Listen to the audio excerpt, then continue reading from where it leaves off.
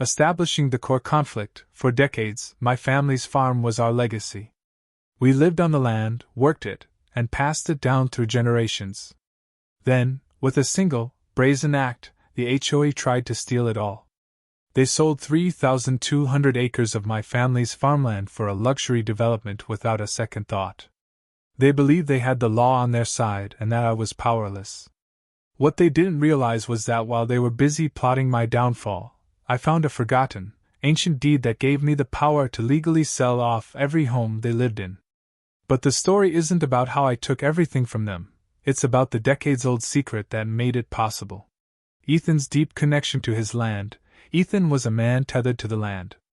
Not by chains, but by a lineage of calloused hands and a love for the rich, dark soil of Blackwood Creek. His grandfather and his great-grandfather before him had worked these 3,200 acres. The farm was a living, breathing testament to their lives. Every weathered fence post, every grooved row of corn, a chapter in the family's saga. Ethan had inherited not just the land but the stories woven into it, tales of droughts survived, harvests celebrated, and a deep-seated respect for the ground beneath his feet. Life moved at the gentle pace of the seasons.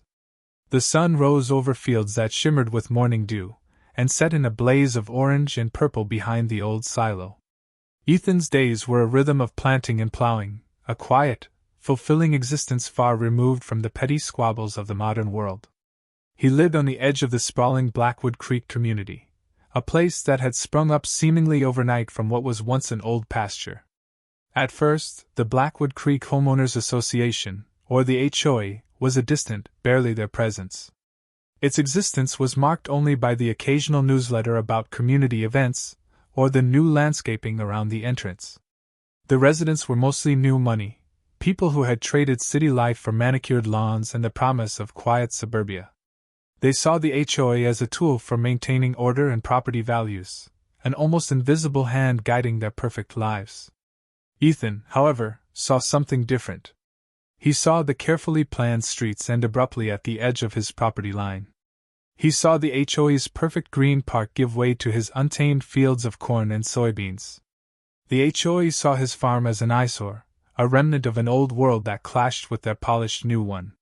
While they were building a community pool and a clubhouse, Ethan was mending fences and tilling soil. They were two different worlds existing side by side, and for a long time, the only thing separating them was a single, dusty gravel road. But then came the letters.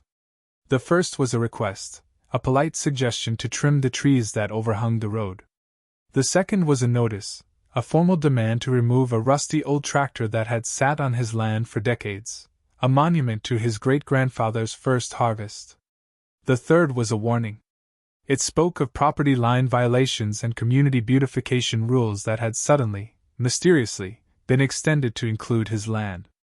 The quiet life Ethan cherished was about to become a battleground, and the HOA was drawing the first line in the sand.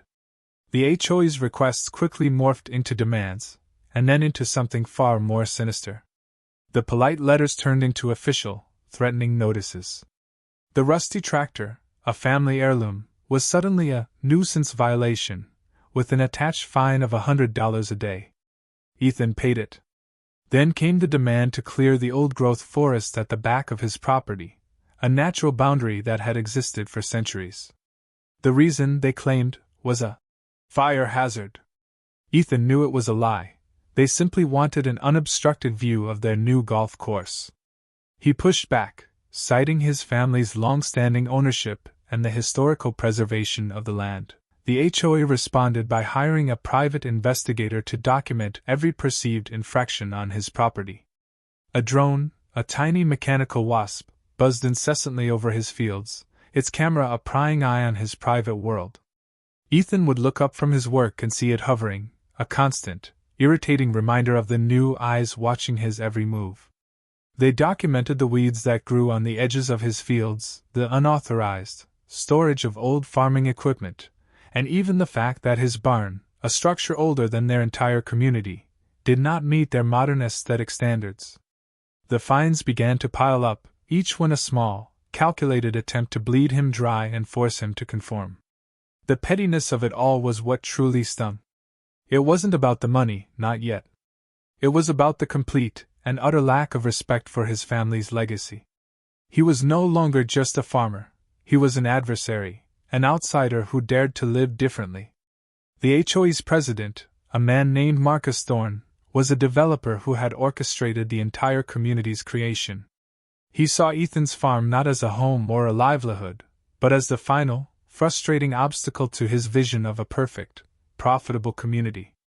Thorne, with his perfectly tailored suits and his smug, self-satisfied grin, embodied the new world that was trying to swallow the old. One morning, Ethan woke to the sound of chainsaws.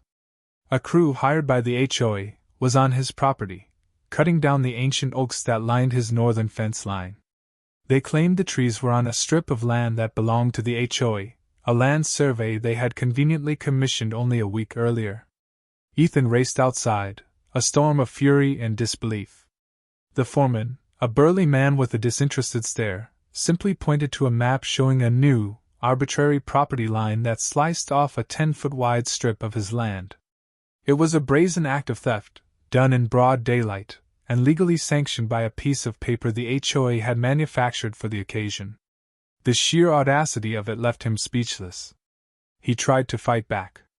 He went to the local town hall, armed with his family's original deeds, documents that dated back over a century. The deeds were old, handwritten on brittle parchment, with wax seals and signatures of long-dead officials. But the town clerk, a nervous woman who seemed intimidated by the HOA's influence, simply shrugged and said the new survey was the only thing on record. Ethan was hitting a brick wall. The HOA had power, money, and influence. They had infiltrated every level of local government, and their network was vast and unbreakable. The fines continued to mount. The HOA issued a lien on his property for the unpaid violations, a legal maneuver that tied his hands and threatened his entire way of life. They even sent a notice demanding he cease from farming practices that, according to them, created excessive dust and noise. The irony was staggering.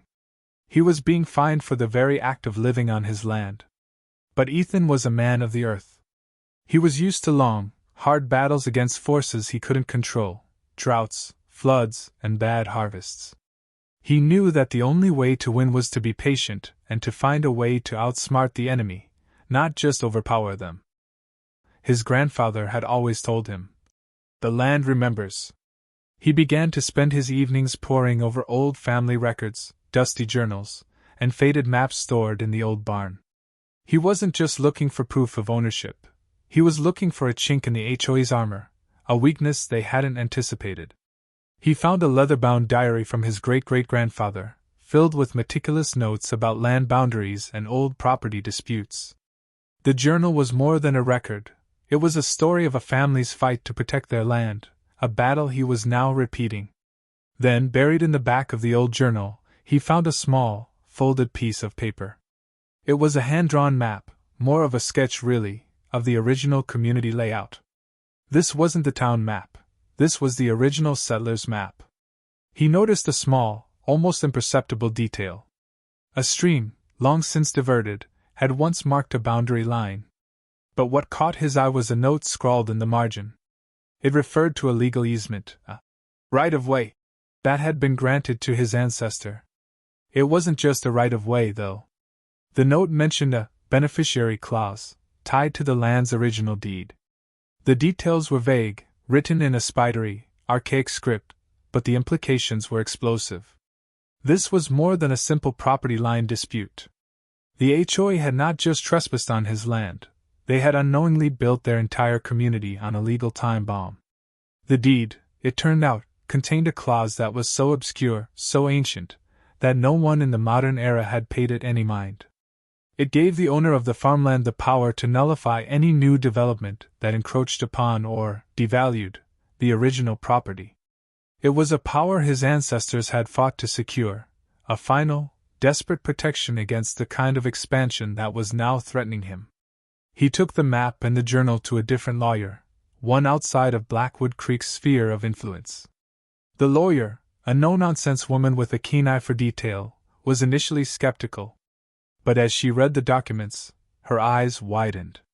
The language was convoluted, almost poetic, but the legal basis was ironclad. The HOA's entire claim, their land surveys, their fines, and even their right to exist in their current form, were all based on a flawed foundation. The HOA, in its haste to build its perfect community, had overlooked a single, critical detail. They had not only built on land that technically belonged to him, they had violated a contract so old it had been forgotten by time. With this new information, Ethan didn't just have a defense. He had a weapon. He didn't rush to the HOA with a lawyer's letter. He didn't send them a cease and desist. Instead, he began to move in the shadows, quietly and methodically. He started with the land registry office, then moved to the county's courthouse, pulling up every single deed and title for every home in the Blackwood Creek community. The HOA had built its perfect, pristine world, and in doing so, they had given him the blueprint to tear it all down. The game had changed. He wasn't just fighting to save his farm anymore. He was about to prove that a family's legacy was worth more than a community's vanity. The HOA thought they had him cornered, but little did they know, they were the ones standing on the edge of a cliff. The land, just as his grandfather had promised, was about to remember. The silence that followed Ethan's pronouncement was a living thing, thick with disbelief and dawning horror. It was the silence of a house of cards moments after the bottom layer had been pulled out.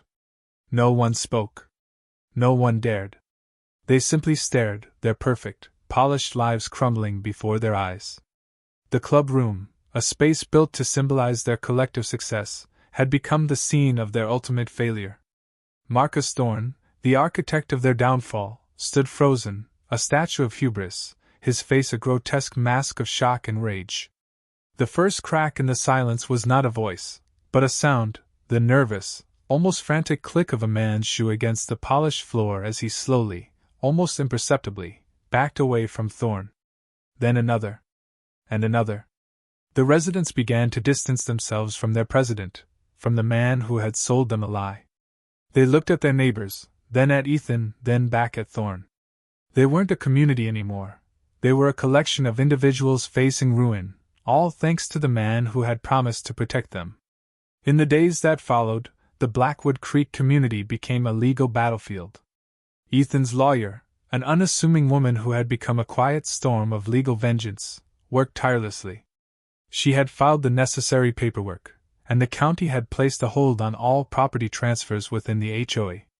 The real estate market for Blackwood Creek had simply ceased to exist. Homeowners, once so eager to follow the HOA's every command, were now scrambling, hiring their own lawyers, and demanding answers from a board that had none to give. The lawsuits against the HOA began to pile up, each one a testament to their own short-sighted greed. The same people who had once laughed at Ethan's rusty tractor were now facing the possibility of losing their meticulously landscaped homes. The HOA, once a beacon of order, was now a public spectacle of scandal and legal chaos. Thorne, in a final act of desperation, tried to fight back. He publicly denounced Ethan's legal claim as a frivolous and baseless hoax. But the legal system was no longer on his side.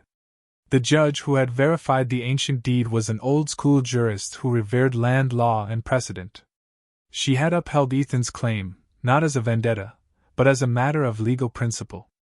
The beneficiary clause was a valid contract, and the HOA had violated it in almost every conceivable way. Thorne, once the king of his suburban kingdom, was now a pariah. His own home, a grand, ostentatious mansion at the top of the hill, had been sold to the shell company and was now a legal time bomb ticking down to his inevitable eviction. The company, it turned out, was run by a group of investors who had a keen eye for a good deal and a particular satisfaction in watching arrogant developers fall. They offered Thorne a settlement, a pittance to walk away from his own creation, and he had no choice but to accept. The man who had tried to take everything from Ethan was left with almost nothing. The long-term consequences rippled through the community like a seismic shock. The HOA was dissolved, its board members forced to resign and face a litany of legal battles. The community's meticulously crafted rules and regulations were deemed null and void. The pristine lawns and identical mailboxes no longer had an iron fist of authority dictating their existence. The residents, once so beholden to their rules, were now free, but at a tremendous cost. Their property values had plummeted, their community's reputation was in tatters, and their homes were tied up in a legal quagmire that would take years to untangle. They had put their faith in an organization that promised them a perfect life, and that organization had, in its arrogance, led them down a path of financial and emotional ruin. In the end, Ethan didn't sell off every home. He never intended to. The thread was the weapon, the legal bombshell that had forced the HOA's hand. He had set a trap, and they had walked right into it. Once the HOA was legally dissolved and the fraudulent land deeds were proven, he offered a path forward. He offered to work with the residents, on his own terms, to help them establish legal ownership of their properties once and for all. He wasn't a monster. He was a man who had been pushed to the edge. And his revenge wasn't about taking their homes. It was about protecting his own. He returned to his farm, a victor in a war of wills, and life, slowly but surely, returned to normal. The drone no longer buzzed overhead. The old oaks, once threatened by chainsaws, were now protected by a legal injunction. The rusty tractor remained where it had always been, a monument to a forgotten way of life. Ethan looked out over his fields, the same fields his ancestors had worked, and felt a profound sense of peace. He had fought not for money or power, but for the principle that land and history are worth more than any price tag. His story is a powerful reminder that while some people are busy building walls, others are quietly learning how to knock them down. What legacy are you building on your land, and what ancient truths are you overlooking?